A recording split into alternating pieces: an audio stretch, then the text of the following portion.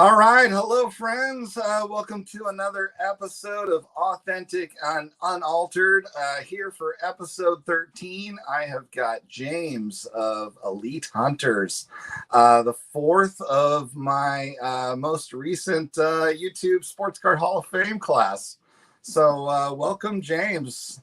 Hey, thank you, John. Thank you for having me. It's great to have you. I am honored, a Hall of Famer in my presence. So I am here with greatness, and I will try not to disappoint you on my side of things.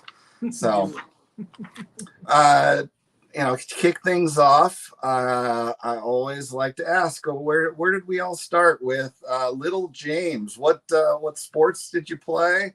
What was the start of your athletic endeavors? Baseball.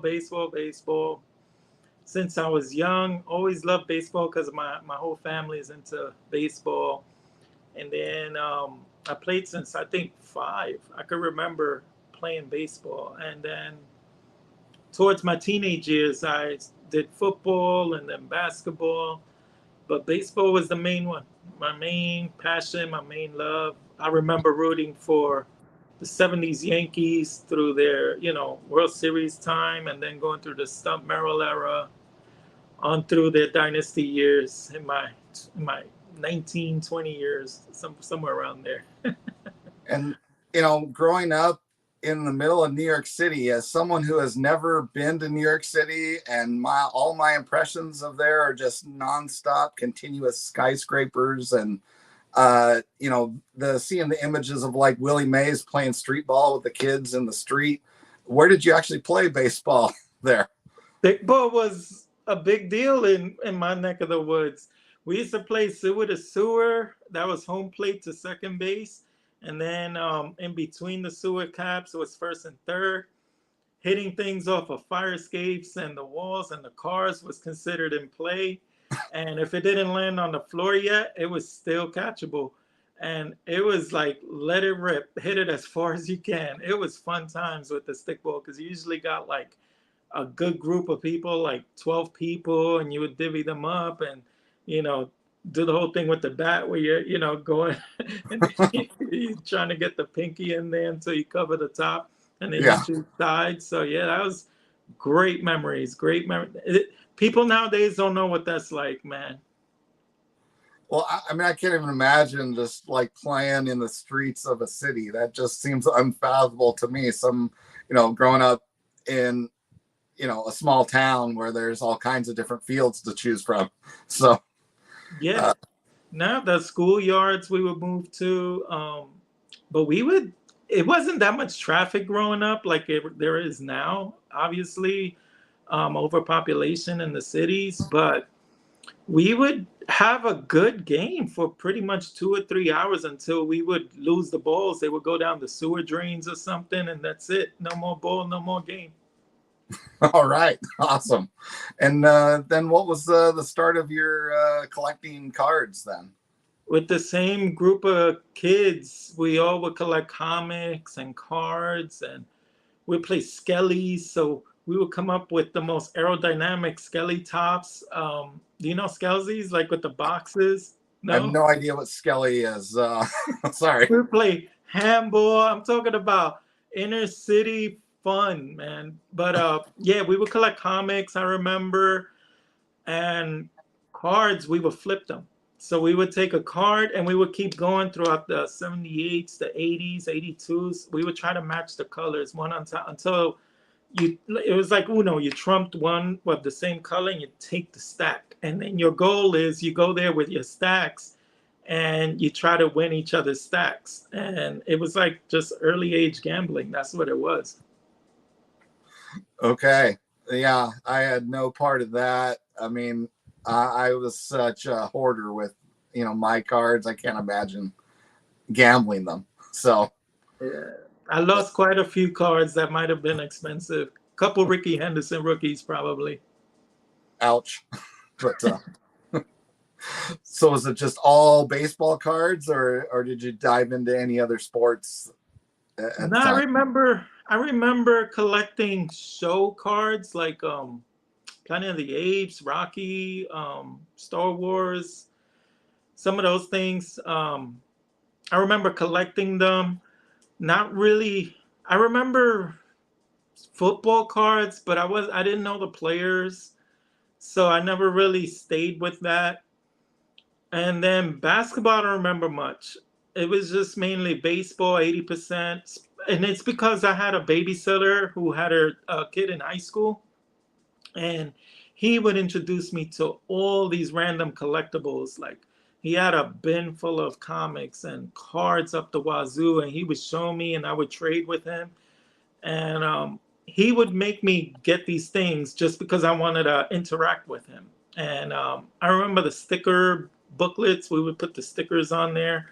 So I remember I did that. But yeah, I got into collecting very young. Okay. So, I mean, I saw in one of your videos you mentioned you had Nick fandom, but I never saw any reference to football yet. You made the Jerry Rice, Don Hudson video, and then I also saw in your trade box with Fisher Bike that you had grabbed that Roger Craig autograph. It almost made me think a Niner fan. What's the deal there? I'm a Giants fan, but I love all the greats and people who give me fond memories with Super Bowls. And if it's a dynasty, I just respect it. I respect greatness, honestly. And there's times that my team would suck, and I would always wish those great players were on my team. So it's a little bit of envy from afar, but I respected greatness every time. And then when I got into Fantasy League a little bit later on, I really got to know all the players and all the intricacies of what they did, and I would follow them a lot more intensely if I had them on my team. And so I got into it later, but yeah, I do collect it. Not as much. I mainly have baseball, but I do have quite a bit of football and basketball, and yeah, boxing. Well, awesome. But so then, you know, we all had typically gap years of collecting. You know, what was your gap years in terms of collecting look like for you?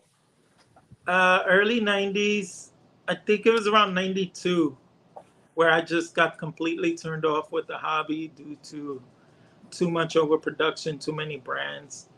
Um, it was easy to collect Eddie Murray's rookie card and Ricky Henderson's rookie card because there was only one. Then Don Mattingly, I remember chasing him, being a Yankee fan. His Donruss was the one.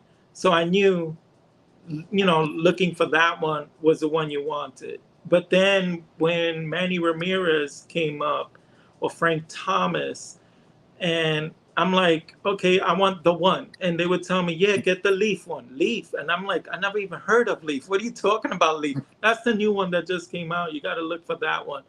And it would just annoy me. And then Manny Ramirez, when he became a hot prospect, coming up, it was just like he had 8 rookies. And I was just like, but I just want the one rookie that's everyone's going to want. And they were like, we don't know. Everyone's looking for this one, so I'd say go for that one, and it'd be Bowman. And I'm like, Bowman? What are you talking about, Bowman? Here's another brand now I gotta, learn about. And it was just, that's it. I give up. It's too many new brands coming up, and I was starting to get really frustrated with the hobby.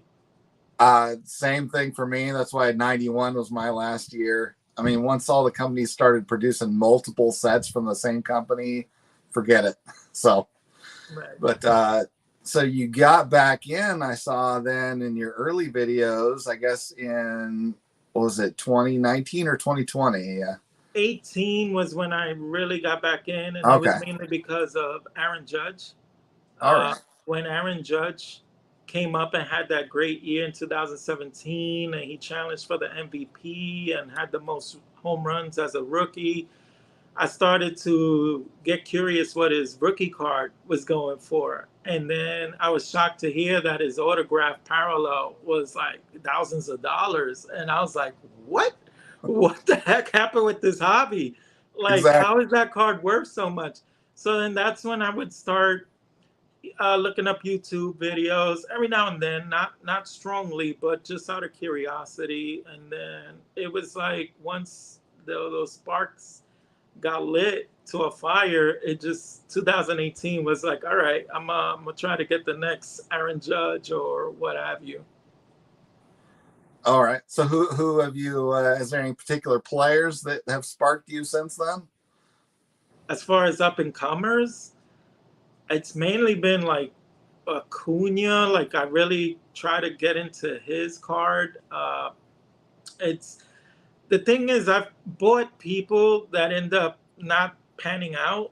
So modern players, I'm like scorned because I invest $200 or more into an autograph parallel, and they don't pan out. And I'm like, I could have had a Willie Mays or you name it, a pre-war good card that scares, and I crapped it all away on this modern guy that didn't pan out.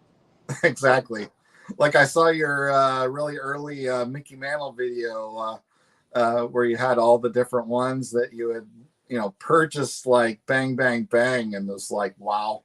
And the other thing that had me wondering is, do you have some kind of at least auto snipe thing going now so you don't duplicate cards coming in? No, but it was easy back then because they were going for like $75 raw, and the pandemic didn't hit yet. So Yeah, it was easier to pick up cards before the pandemic. And there was a lot of cards out there floating. Like you just had to pick what you like, your price points. And Mickey Mantles, it just so happened I was headed to the movie theaters, so I had to turn off my phone. So I just put, final bid amount on like 8 of them or 10 of them. I can't remember exactly. It was like 10. And I ended up winning like 4 of them, and 2 of them were doubles. The 63 were doubles, and I think 66 was a double. And I was like, great. I couldn't win like various years. It had to be 2 of the same year twice. So it is what it is. I ended up selling a copy of each one. I kept a better one, basically. yeah. Well, I did notice a lot of your early videos too. You were sending in to Beckett. Well, have you kept with Beckett, or did you change at some point, and why? Well, Beckett was comfortable for me, being that I live in Texas and they're in Dallas, so I could just drive up. They were like 5 minutes from where I live at. Drive up, drop them off, and they'd text me or email me when the order was ready, and I'd go and pick it up. There was no shipping involved, and it was less hands that touched my cards. So I felt a lot better giving it to them as opposed to shipping it off to SGC and PSA. But now, after I've, amassed quite a bit of cards, and mainly they're pre-war and vintage, I know you don't want them with Beckett. So I started sending them to SGC and PSA. So Beckett, I don't really do business with them like I used to anymore. All right. And just to let you know, when you did your soccer card PSA or Beckett reveal, we knew when it was a 9.5 because the label was a different color. But I thought that was a little funny when you were doing it at the time. But I don't do a lot of modern. Let's just leave it at that. It didn't dawn on me that they had a different color label. But it was funny. But I had a comment that told me that, and then I was like, yeah, okay, I know. What can I do? But so from there, you've been amassing quite a awesome vintage collection. What are some of the highlights and favorites out of there for you? Highlights and favorites. I think the pre-war cards, only because they're very scarce, and when they do come up to a price point which I can afford or lower than what I expected they should go for, I want to do cartwheels. Like literally, I want to do cartwheels for the fact that I got it for lower than comps and that I found one. And it's like, in my Triple Crown, I have a stack of cards here, by the way, but in my Triple Crown, one of my latest videos, to find this card, which Orlando helped me locate, I mean, come on, is there a more beautiful copy than this? Even though it's a Yeah. one, it's sharp as all can be. I've been on a hunt. For those listening, that's an 1888 Goodwin Champions card. Who's the subject on that one? Tim Keefe, Hall of Oh, Famer awesome. Tim Keefe. So he was a challenge for me to find a card of his. I was looking for an old Judge, and some have come up, but they would go for like $1,800, so on and so forth. And I just didn't want to pony up so much money. But after a while, I realized, okay, that's his rate. You're not going to find it for 800 or 500. Just get off of that. I would never see him at the shows. I go to a lot of shows. And then I just said, all right, eventually when the right one comes up, I'm just going to do it. I'm just going to buy it. And this one came up thanks to Orlando, I got to say. So there's times when I find stuff like this, I want to do cartwheels. And again, with that Triple Crown collection, is an old Judge, is Tip O'Neill. I found this at a show for $200. So basically an old Judge beater goes for like $200 or $175.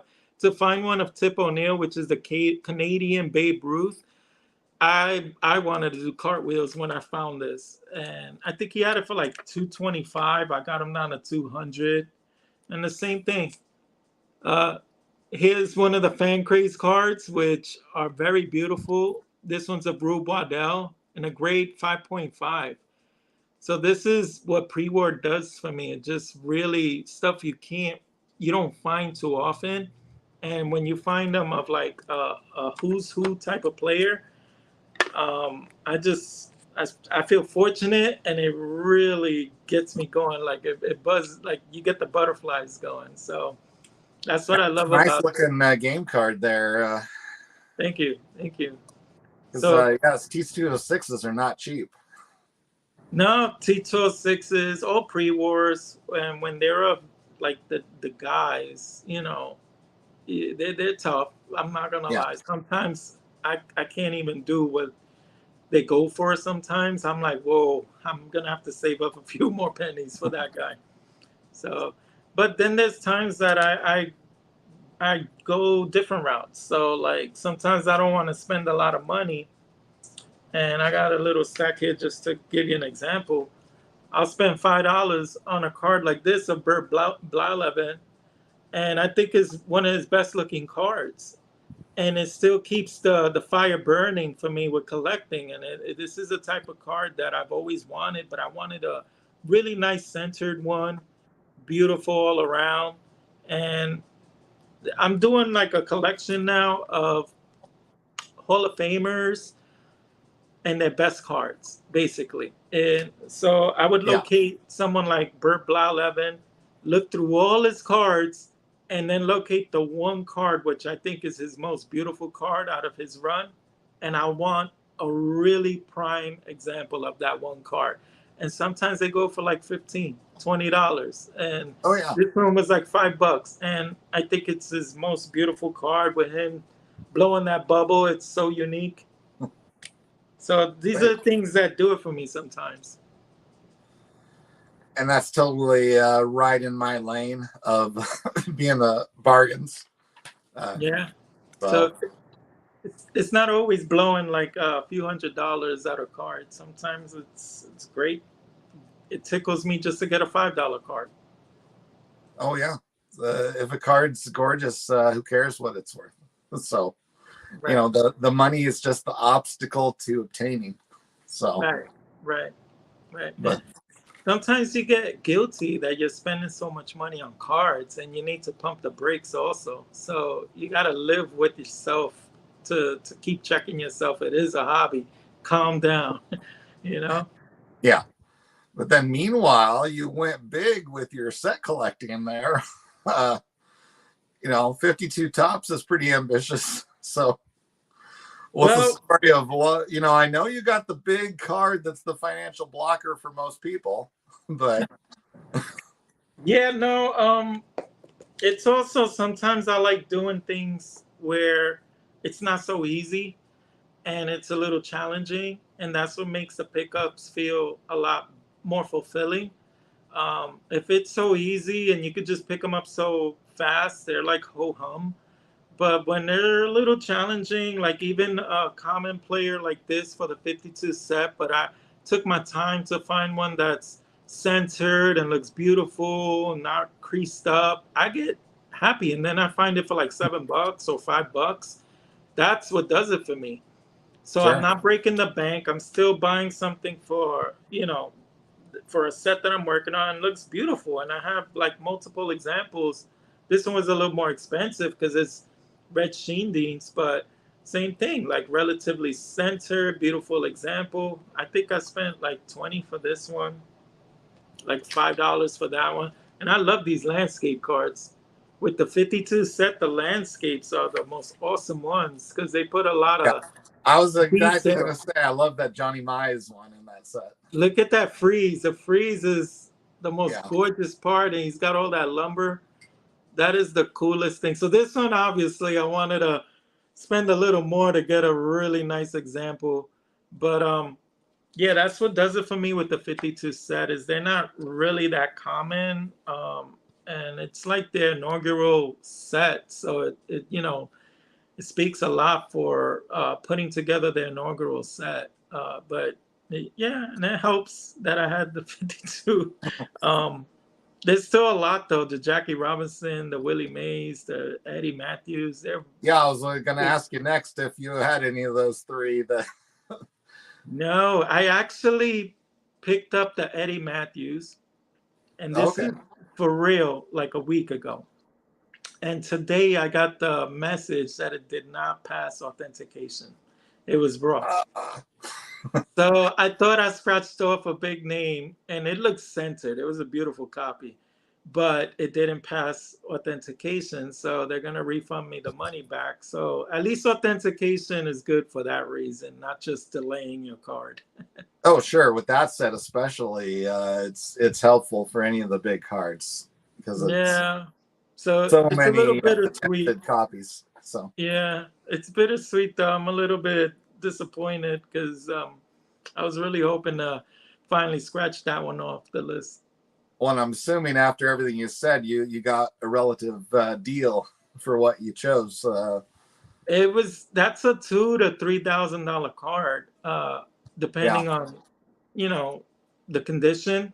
yeah. And I don't want to really discuss, but it was probably a third to half of whatever it should have gone for.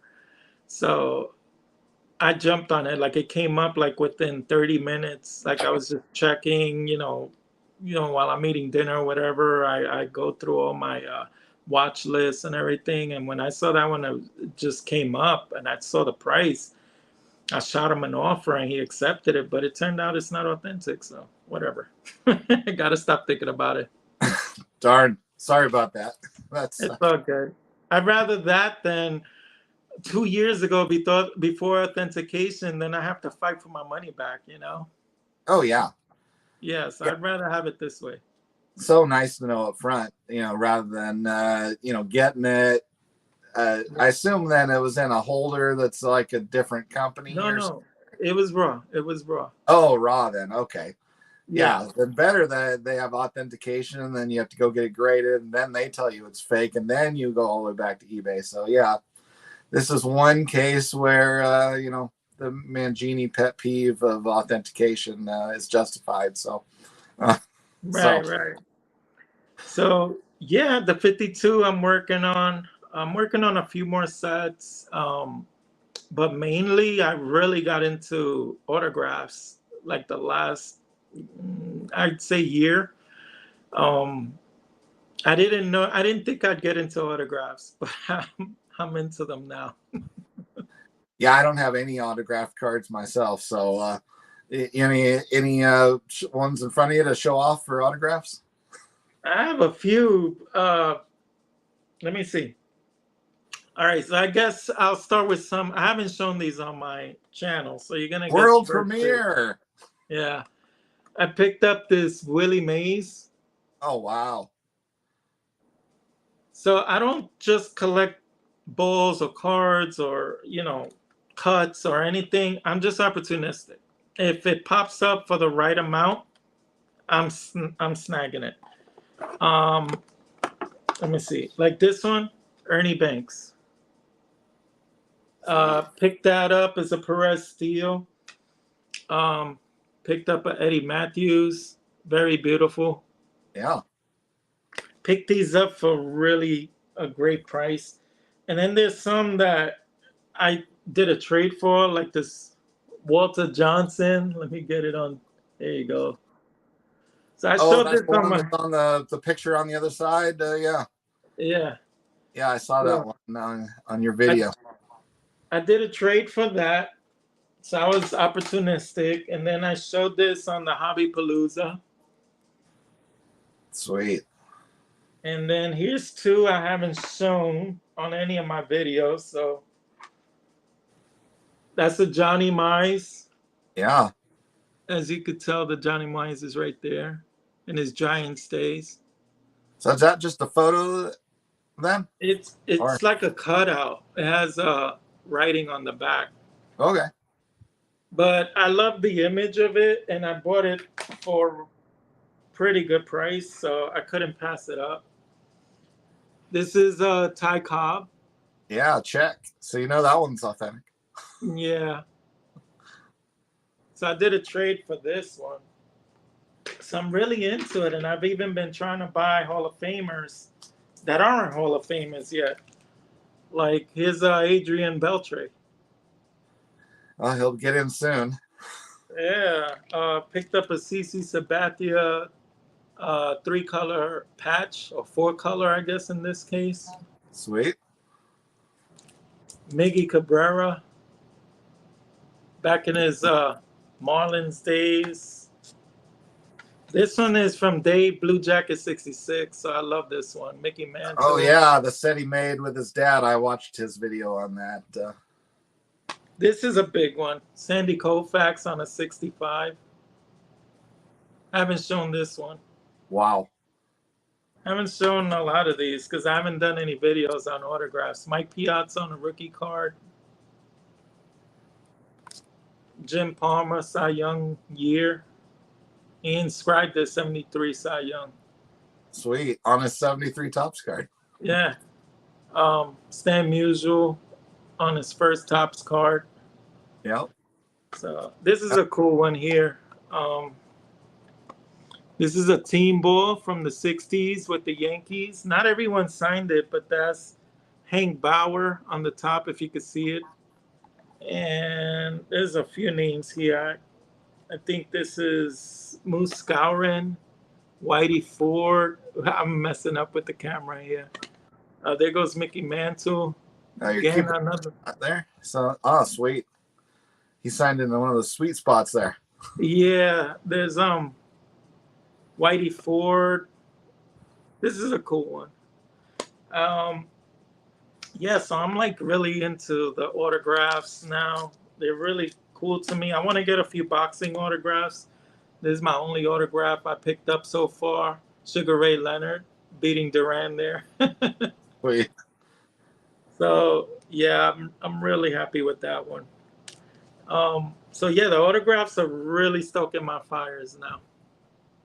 Well, and that last card there, that was leading right in. You got quite an extensive boxing collection now too, don't you? Yeah, I mean, I'm off and on with the boxing. Boxing is like when I get a little tired of all the collections I'm working on, I hit a roadblock or I just get burnt out looking at the same card over and over and not winning a bid. Then I just switch gears and I'll go to boxing, that Sugar Ray sticker card.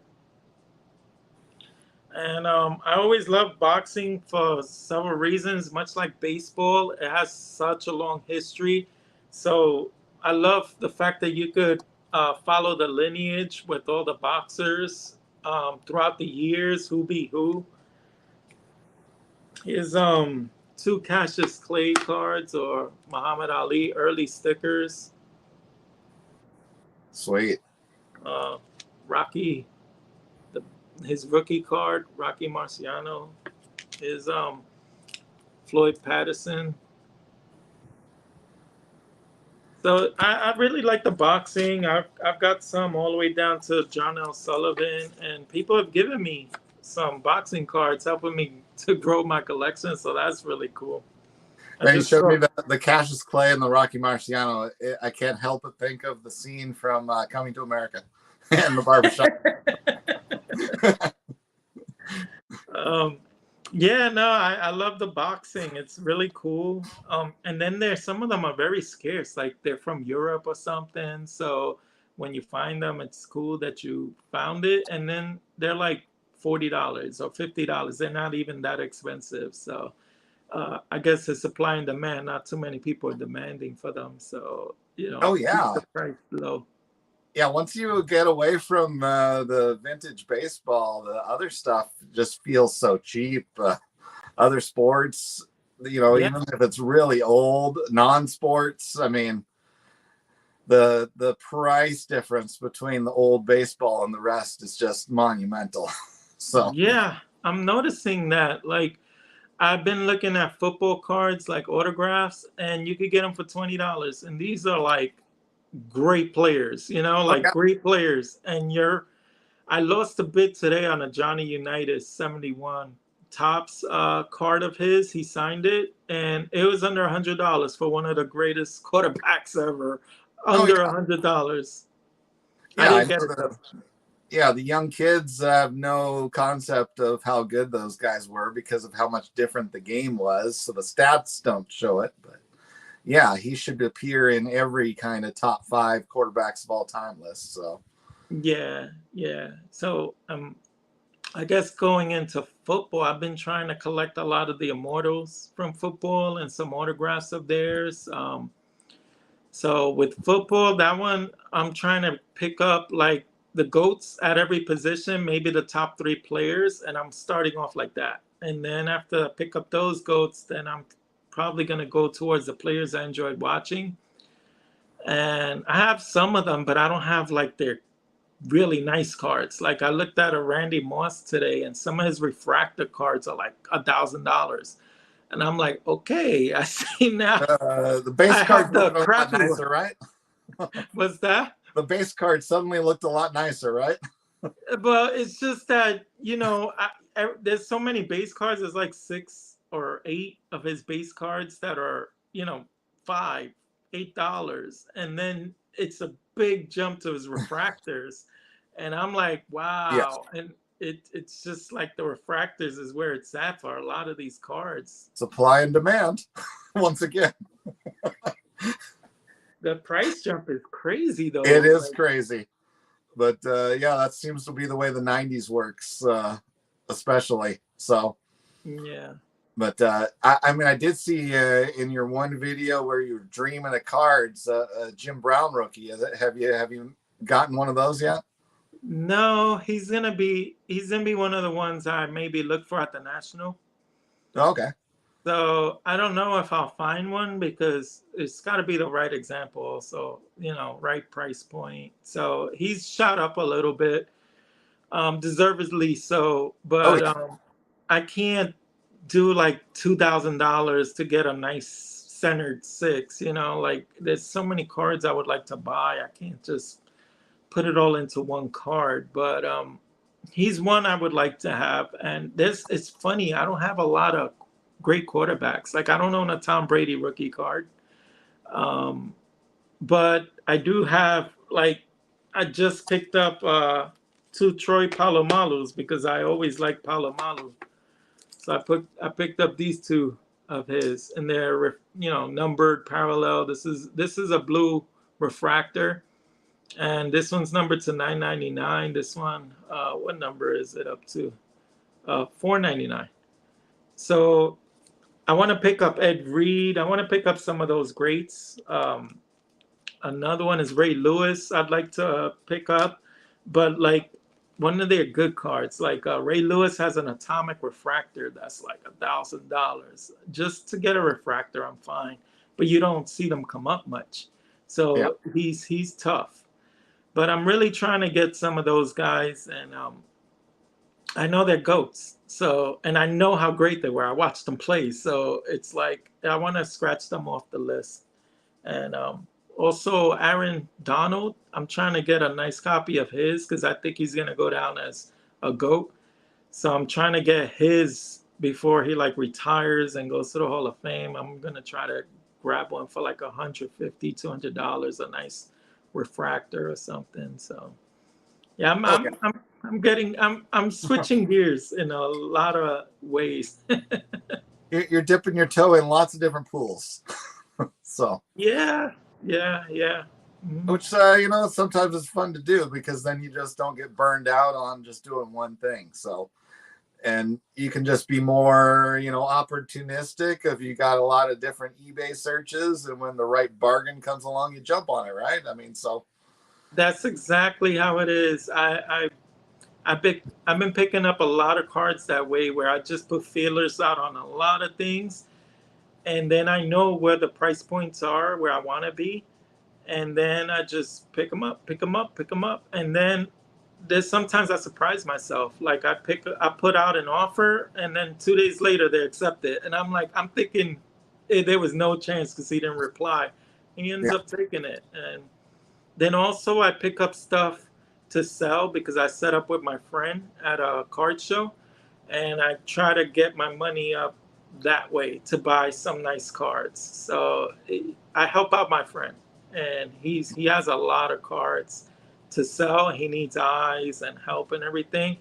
And at the same time, he gives me a case. He says, "Throw some of your stuff in there if you want." And I'm like, "Okay, I have a lot of dead weight in my collection. I'd love to sell off," and I do that. So that's how I accrue some money. And then next thing you know, I have a few bucks and I could buy something nice. And I don't have to feel like I'm taking money out of my savings anymore like I used to.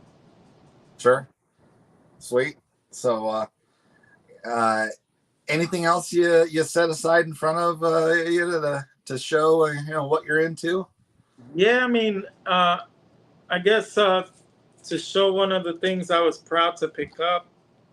Well, I do a lot of themes.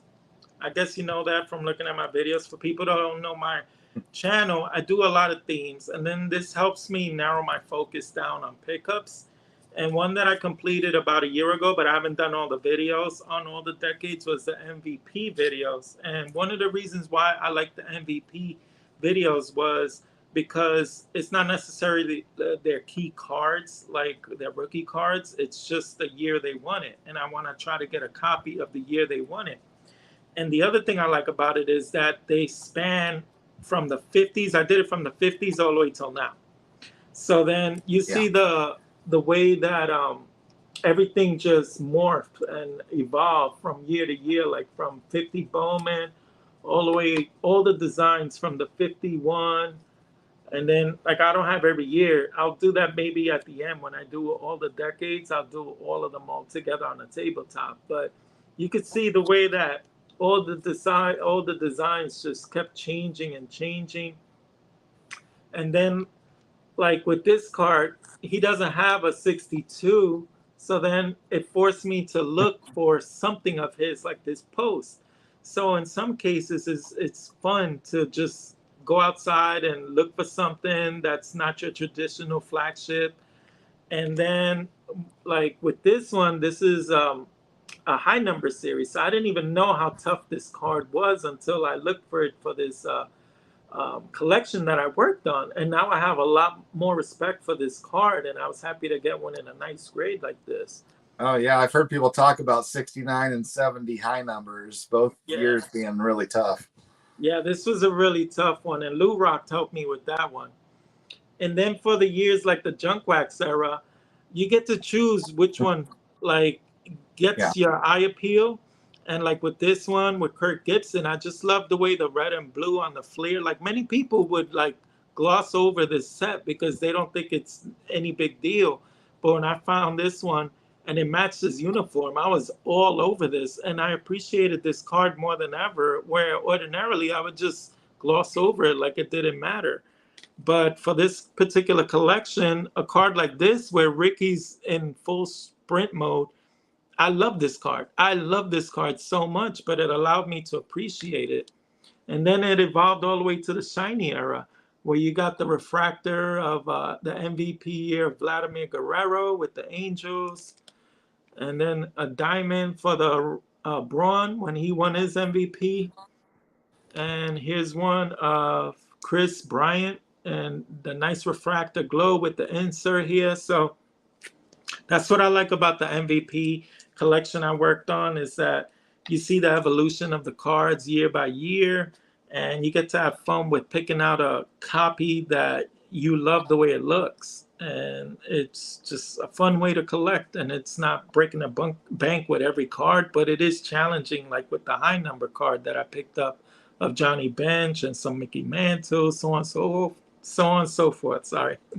And honestly, I think in our card community, hobbyists, those videos, if you have not watched James's MVP series videos, please go to his channel and watch those, because they are some of the best produced videos in our community. Honestly, the editing, the clips you pull in, the voiceover, the music, it's brilliance. Thank you. You're making me blush right now. It's honestly the truth. I mean, I watched the first one of those and I'm like, oh my God. And then I went back and had to watch all of them. Thank you. They're great. So thank you. I try to get a good song to, I guess, go with the yeah, you brought in music from that decade. So yes, that's the thing. I got the whole feel for the decade with the clips. And then with some of them, I feel like they're just like with Don Mattingly. He's a sweet child of my boyhood. So Sweet Child of Mine was a perfect pairing for Don Mattingly. And like there's a rhyme and a reason sometimes why I picked a certain song. So it was more of a passion project than anything. And I really had fun. I felt that. I kind of made the links with a few of the song choices there, but thank you. Yeah, they're great. So, thank you. Besides that, I've loved your Triple Crown collecting, your 500 homers thing. That was a great, secret VR. Thank you. Yeah, I don't want to have people hopping on and subscribing just to win free stuff. So I did it on the low. That was another fun collection I worked on, was the 500 Home Run Club members. Here's a few that I've worked on that people don't know I work on, or maybe some do that follow my channel. Big Star Wars fanatic. So I'm trying to put the Wonder Bread collection together. And this one is more of like opportunistic, when the right one that looks sharp, like a 7 or an 8, or dare I say a 9, comes along and looks relatively centered for the right price. I think I paid like $12 for this. So for Luke Skywalker, big deal. Those are tough with the black borders. Yeah, Darth Vader with a sharp black border all around. Another one. I don't think I paid 20, maybe 20 with tax and shipping. But a lot of them I just try to pick up where they're really sharp edges. So this Star Wars speaks to my childhood, and it's not big. It's 16 cards, I think, altogether. And then here's a nice one so I picked up for my MVP series. Where is he? Miggy. Can't find Miggy right now. I think I have him with all my MVP cards. He's not here. But anywho, it put me onto this set because I picked up the Miggy. And I'm one away from completing this insert set. There's Yogi. And there's Willie McCovey. No. Yeah, Willie Mays. Sorry, I said Willie McCovey. Yeah, I was thinking that's right-handed batter. That's Sandy Koufax. So it has a lot of the greats, Luke Gehrig. And my thing is, I think I'm going to put like a glass in between it and put it near the window where it's going to shine the light through it. And it's going to look like a nice little piece there. If I get to show it the right way, there's Clemente for the Clemente collectors. It's a nice insert set that I fell in love with, and it was all because of Miguel Cabrera's MVP year that I got turned on to that set. So little mini collection here and there that I'm working on. That one is Mike Trout. That's who I need for that set, and they're completed. And here's another one. These are the discs. Try not to muffle my voice, so These are the discs. I'm working on this. This is like a mini monster set because they have various backs to each player. So I think there's 7 or 8 different types of backs. And then it has mainly all the who's who. I'm probably showing this real bad on the TV, but on the video, I mean. But We're getting it's most of it. a What year is really, that one? what's that? What year is that? I think it's 76 if I remember correctly. Okay. And then it's really cool because it's not expensive, but it's fun to try to find all the various backs. Like over here, you see Crane, Sally's ice cream, and then there's a blank back. There's some that are really tough. Like when they come up, they want $25 for them. I try to buy them in lots and just put them together. What's cool is you have Reggie Jackson there with the Orioles. He doesn't have much with the Orioles, but here he is with the Orioles, and then they have him here with the Athletics. So I have to pick up all the variations for him with the Athletics and the Orioles. So he's gonna be tough, but Yeah. he doesn't have many things with the Orioles whatsoever. So the fact that this one has him with the Orioles is pretty cool. Yeah, because did he actually have a Topps card with the Orioles? I don't think so. No. Yeah. So these are one of the few things of him with the Orioles. And I think it's just cool to see their faces. And it's not that expensive, like I said. It's just something that I'm working on every now and then. I see my watch list light up with a lot that came up for that. And if it's priced right, boom, I put in. Or Backers, I think, is one that I just won like 8 cards at like $250 each card. So that one was a nice slot to find. Sure. So I'll put those in there. My first I think it's Old Bakers or something like that, or Barkers. I can't remember the name of it. So it has a few varieties. I just started getting into them like I think 4 months ago, and it was something that once I found out they had various different backs, it was like a mini T206 with all their backs. It felt like a poor man's version of the T206 I could put together and have fun with it. Yeah, I mean, that is a very different set. And I imagine, not that many people go for the odd shaped type of things like that. So that's cool. So yeah. Thanks for allowing it to be shared for the first time here. So several things you got here for the first time. Yeah, so other than that, I got like pre-war stuff that I've shown some. I've shown this one, the Geringer Heads Up Gaudi. But I love this card because it has the little rubber band creases, and sometimes those speak to me a lot. I've shared this Eddie Collins before. The T205 set, I think, is really gorgeous. I haven't shared this card from the T205 set. It's Addie Joss. This is a big card in that set. For all those who collect the T205 set knows this is a hard card to find. Here's another one.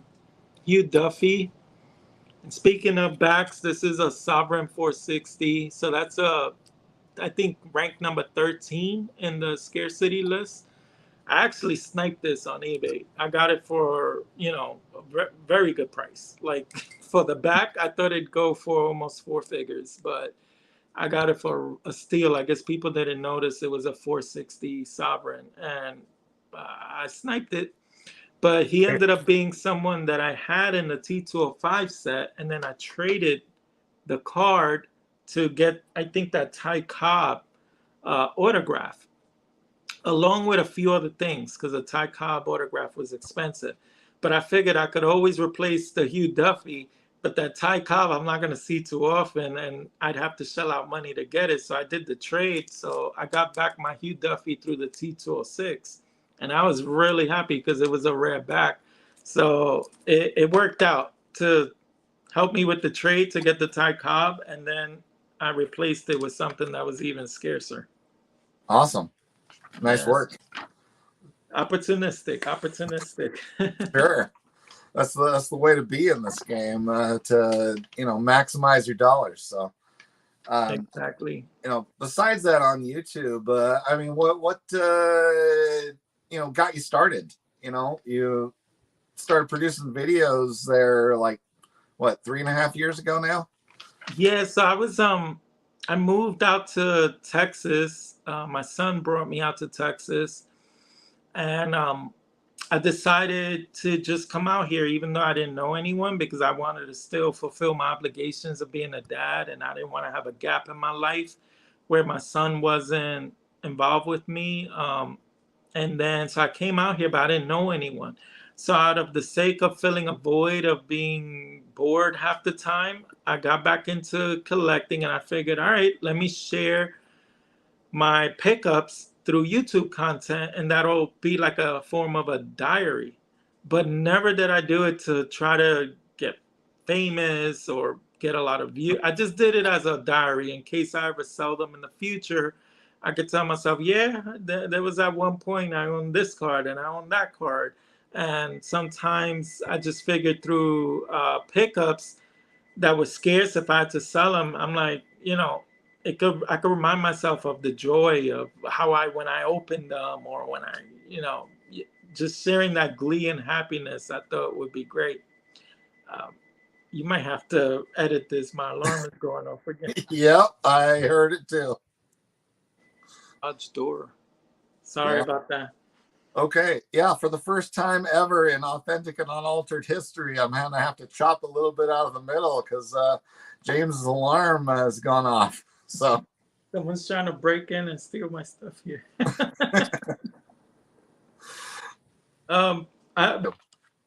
So it was just to fill a void of sometimes, looking for something to do, and then documenting my pickups and having that authentic feeling of picking something up, unwrapping it on video and seeing my reaction. And because I always had passion for this when I was a little kid. And then I think after my third or fourth video, I was getting corrected like a lot. Like I would misquote this, or the facts I used, or blah blah blah. So it just forced me to really research and get my facts straight, because I didn't like the feeling of being corrected. And the deeper I dove into some of these sets and players, I just started getting a lot smarter with the cards and the players and the history. And it just kept becoming like a snowball effect where next thing you know, I knew a lot about these cards and sets. And it was like a beast that just wanted to keep getting fed. So I would keep learning more and more. And it started with vintage, and I delved into pre-war. And then once I got into pre-war, forget about it. Like, that's an animal. Forget about it. Like, the sets you have to learn, the players. It's just another type of animal that it takes a lot of research to get a firm handle of. I know what you're saying. I've dove in headfirst into pre-war lately, so I am doing a ton of research, and I get you exactly. It's like if I'm going to present something on a video, I'm going to research the hell out of it first, so I don't sound like an idiot. So yeah, and then even then, I'll have like little notes jotted down on index cards as I'm doing a video, and I'll still get it wrong. You can't make it up. Yeah, every time I say something wrong in a video, I end up generally catching it in editing and throwing up some kind of correction on the screen, and also insulting myself. So there's an opportunity there. It's funny, you give me a lot of credit for my editing with the videos, but I only started editing was so that I could minimize the errors and my misspeaking and all of that. I just didn't want to sound like an oaf. So I was like, you know what? I'm going to start editing so I can edit out all the wrong things I say. That's the only reason why I got into it. Oh, yeah. And see, that's the perfect opportunity for my clips insertion too. Because then when I say clip out something where I rambled or I said something stupid, then boom, that's where a pop culture clip goes. So And you said something there that is so true. Rambling is a beast with these videos. You don't even realize you're going on for 5 minutes until you rewatch the video and you're like, oh my God, why didn't I just shut up already? exactly.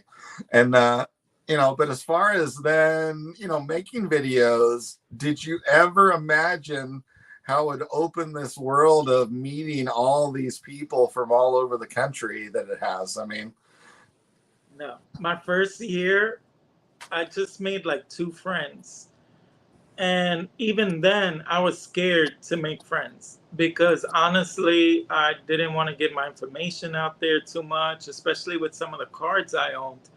I was real guarded. But the best thing was that I started to just loosen up a little and I made some friends. And the greatest thing about this hobby is talking to like-minded people, and they don't necessarily have to collect the same way that you collect, but they get it. And that's all that matters, is when you talk to someone that gets it, who doesn't just look at things as like they're just paint on cardboard, but they get it. They yeah, get it why you get thrilled over a pickup, or they root you on, oh good for you when you pick up something, and it's just a great feeling. You get to share that with someone else, and that's the best part of making friends on YouTube. And then it just, when you meet them in person, it's like you knew them all your life, when in reality it's your first time meeting them. It's such a different world, and the respect that we give each other, the trust. It's amazing that most of these people I've just barely gotten to know, and we're so cool. We talk to each other. We get on each other's live streams, and it's so cool. Chuck, Northside guy, we just spoke because we were going to be on Hobby Palooza, and we were on the phone for like an hour, just talking about the way we collect, what speaks to us, and we were going on and on. You couldn't shut us up, and it was the yeah. first time we spoke. And it's just a mutual respect. Is a bond like no other. John Mangini was one. When I first spoke to him, I felt like I was talking to someone famous in the beginning. I was just like a little starstruck, like, wow, I'm actually talking to John Mangini. But then next thing you know, after like 20 minutes, we're just going. And we were on the phone for like 2 or 3 hours the first time we spoke. And Rick, Vintage Abo Cards, Lou Rock, you name it, Jim, Pick a all these guys that I admired their channels. And then when I talk to them, it's just like regular guys, and we're just talking. And me and Jim, we barely talk about cards sometimes. We just start talking about life. That's how cool we are. And it's like that with a lot of people. It's just such a cool community. It's the best decision I ever made, because I am into collecting, but who else am I going to talk about it with? And it takes a community to keep the fire, going sometimes. Oh yeah, because like wives, girlfriends, they'll just nod and smile and be happy that you're happy, kind of thing. And other guys out there that don't collect, there'd always be like, "What's your most valuable card?" So, Right. whereas Yeah. we're excited about, yay, you got that $5 pickup you've been looking for. Right. So, Completing a set, nobody knows what that feeling is like until you scratch off that last name, and it's like, oh, I did it, exactly. And The Steve Jeltz for Pepino Man. So, yeah, it's a great feeling when you've been looking for a card for a long time and you finally found it for a great price. That's another great feeling when you feel like you picked up a grail card and it's like, oh my God, I can't believe this card. You keep looking at it for 2-3 days. It's like, it's a great feeling. We're the only ones that get it. We're the only ones that get it. absolutely.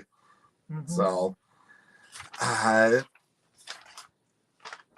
think I have reached the point of being ready to ask you 10 personal random questions. You ready, James? Let's do it. This has been great here.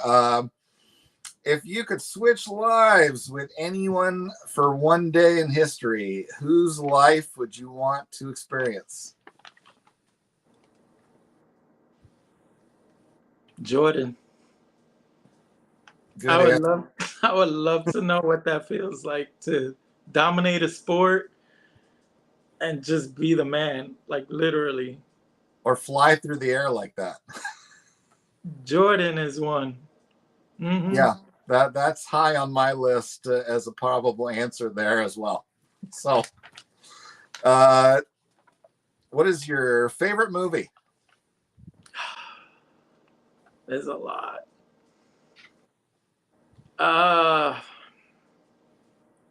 Probably Alien.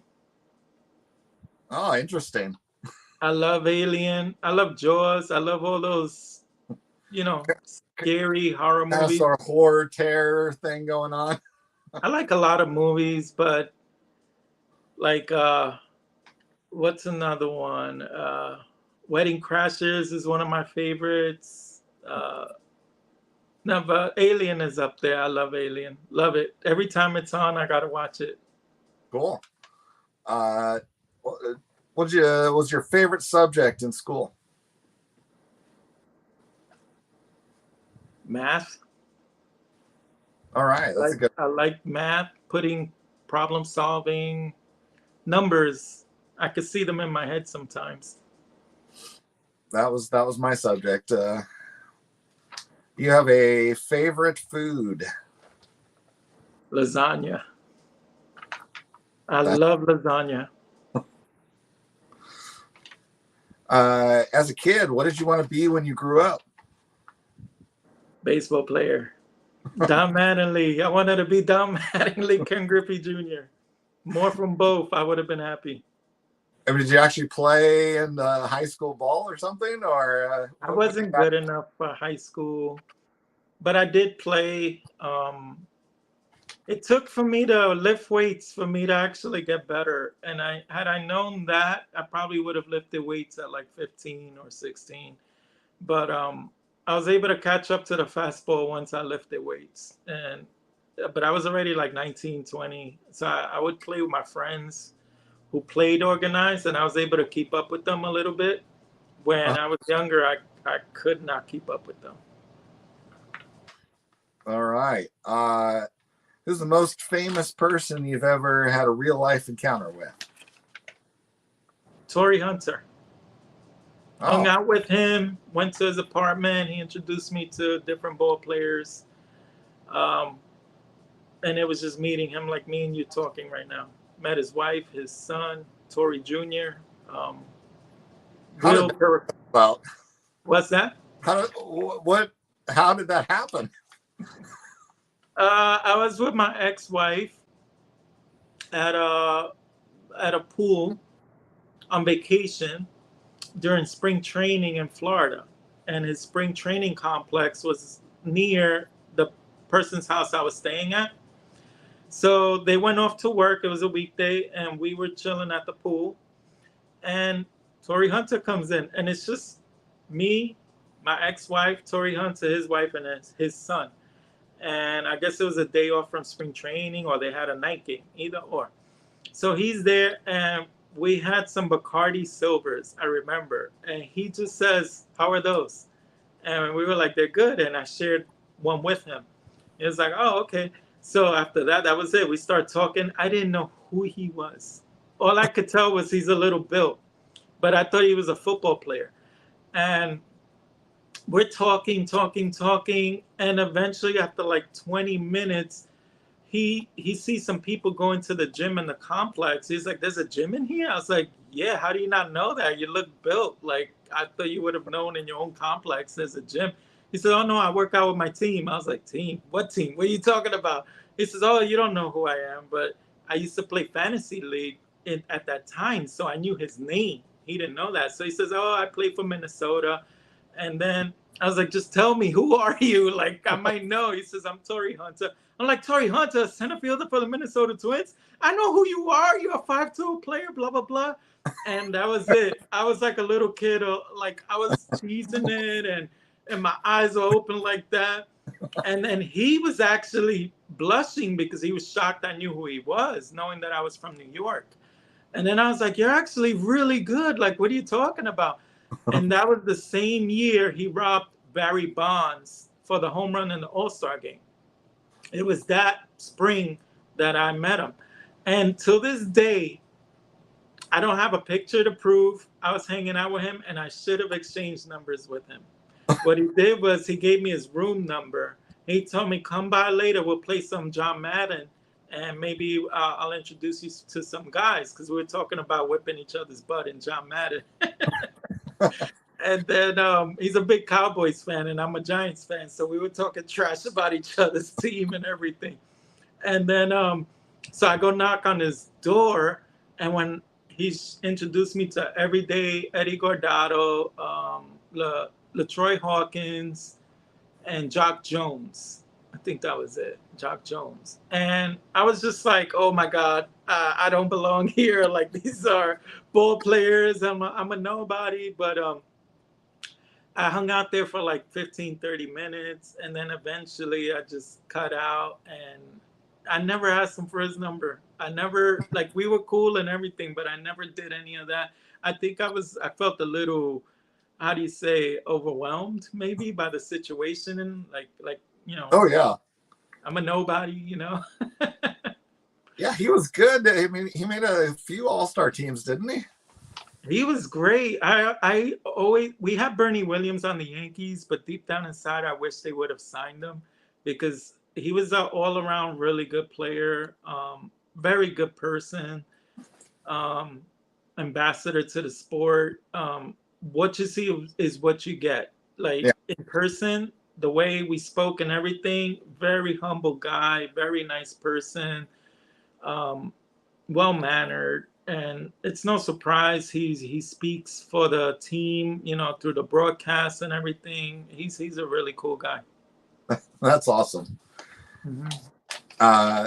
Thanks for sharing that one. Do you have a favorite song? Ooh, favorite song. Oh, I don't. No, I don't. I like so many songs. No, that would be too hard. I listen to everything. I don't have a favorite song. Sorry. Okay.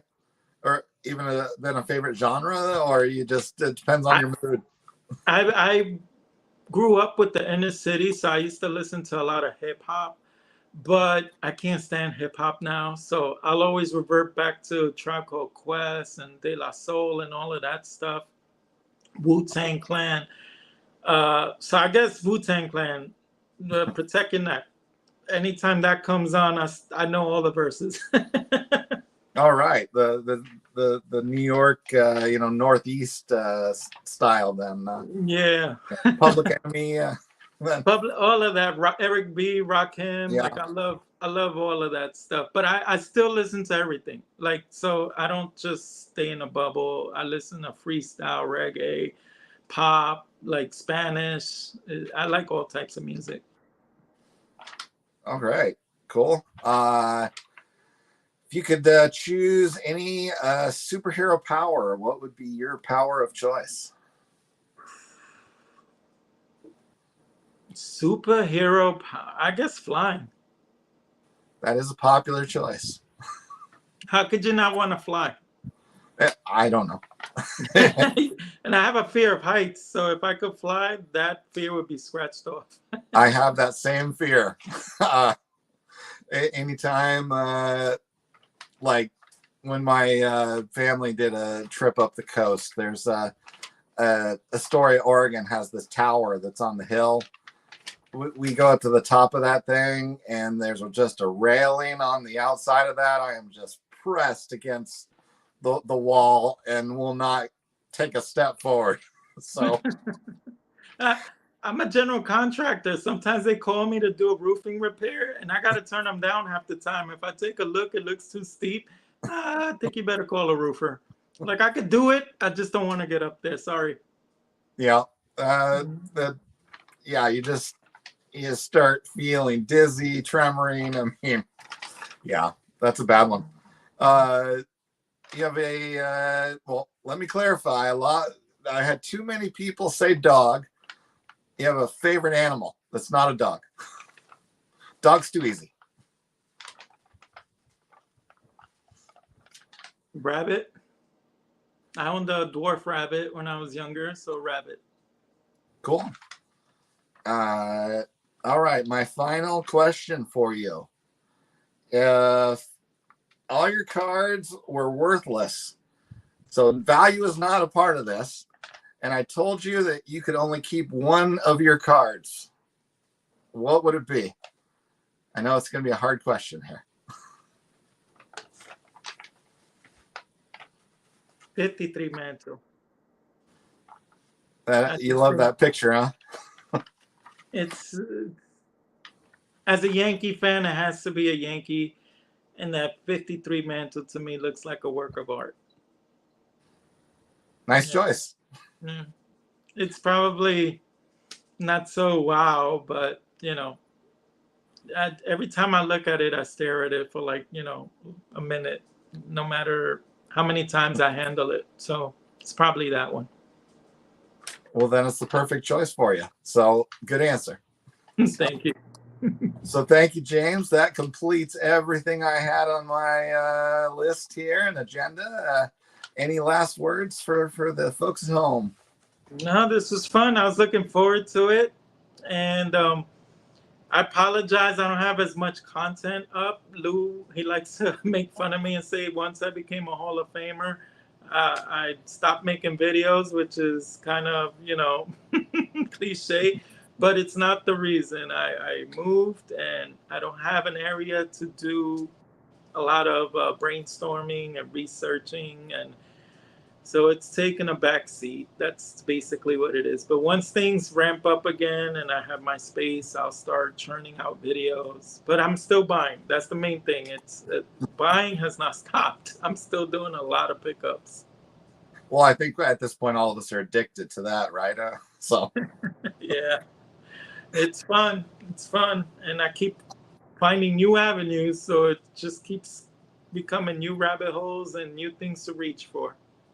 All right, great. Well, even though you aren't producing your own videos, you still poked your head out a few times. So, it's not like you've gone completely undercover there. So I have a 1960s MVP video that's been in my editing app since the winter time.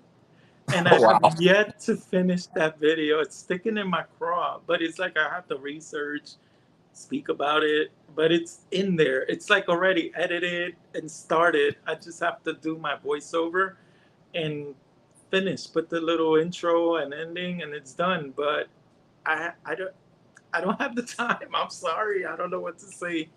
Well, you put a lot into those and it shows. So it's understandable if life is in the way right now. So, but thanks, James. It was great talking to you. Once again, if you haven't checked out Elite Hunters, please do. It's worth your time, especially those MVP videos. There's not much better content in our community than those videos. They're so well made. So it's deserved. So thanks everybody for watching, and I will see you folks next time. Thanks, John. Thank you.